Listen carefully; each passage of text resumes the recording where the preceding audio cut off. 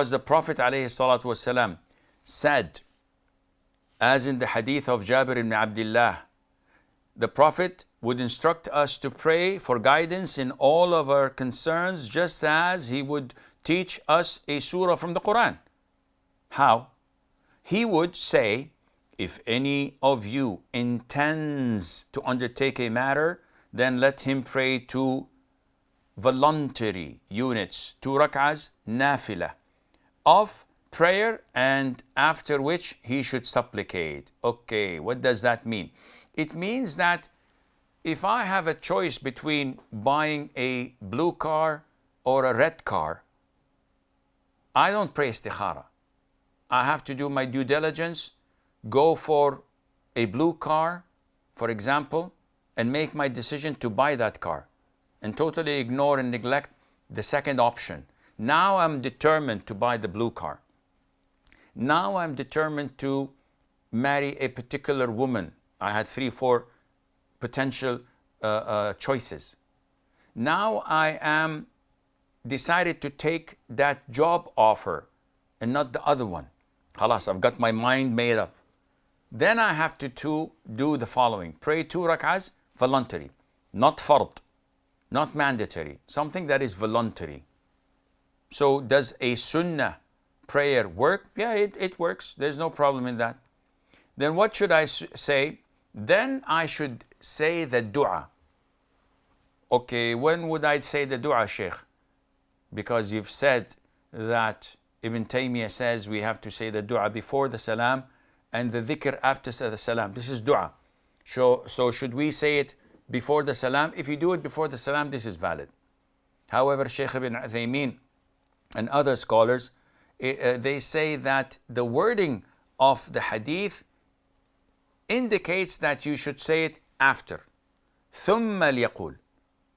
So this means that it's after the 2 rak'ahs are over. Okay, Sheikh, should I raise my hands or not? There's no problem in raising your hands. It's highly recommended to raise your hands when making dua. And this is what Sheikh Ibn Uthaymeen also says. So what is the dua? قال جابر بن عبد الله رضي الله عنهما كان رسول الله صلى الله عليه وسلم يعلمنا الاستخارة في الأمور كلها كما يعلمنا السورة من القرآن.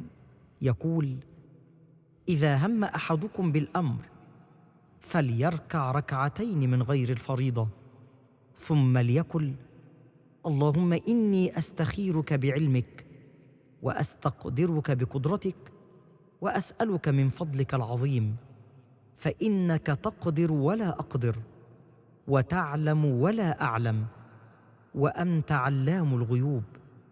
اللهم إن كنت تعلم أن هذا الأمر ويسمي حاجته خير لي في ديني ومعاشي وعاقبة أمري، أو قال عاجله وآجله، فاقدره لي ويسره لي ثم بارك لي فيه. وإن كنت تعلم أن هذا الأمر شر لي في ديني ومعاشي وعاقبة أمري، أو قال عاجله وآجله، فاصرفه عني واصرفني عنه واقدر لي الخير حيث كان ثم أرضني به.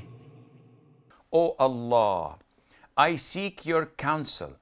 By your knowledge and by your power I seek strength, and I ask you from your immense favor, for verily you are able while I am not, and verily you know while I do not.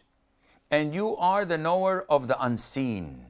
Again, attributing all these attributes of perfection to Allah Azza wa Jal, with His knowledge, with His ability, with everything.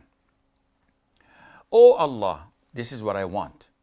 If you know this affair and you call and you name it, and here he mentions his need. So if you know that buying the blue car or marrying so-and-so or accepting the offer of a particular company to be good for me in relation to my religion, my life, and end, that means the hereafter, then decree and facilitate it for me and bless me with it.